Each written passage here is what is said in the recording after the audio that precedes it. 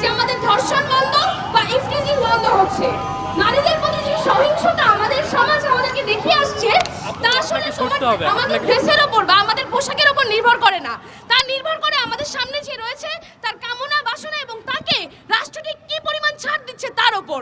আজকে আমরা যখন দেখি যে আমরা সকালে আসিয়ার জন্য জাস্টিস চেয়ে রাজুতে এসে একটা বিক্ষোভ মিছিল করার পরবর্তীতে সন্ধ্যা 7টায় আমাদের যে পদযাত্রা তার মাঝখানে প্রায় 3 থেকে 4টা ধর্ষণের নিউজ আমাদের কানে আসে, কারণ আমাদের রাষ্ট্র এখনো আমাদেরকে সেই নিরাপত্তা দিতে পারছে না, কারণ আমাদের রাষ্ট্র আমাদেরকে এখনো বলতে পারছে না যে যে আমাকে ধর্ষণ করে চলে যাচ্ছে তাকে রাষ্ট্র এক চুলো ছাড় যে আমাদের ধর্ষণ বন্ধ বা ইফটিজিং বন্ধ হচ্ছে।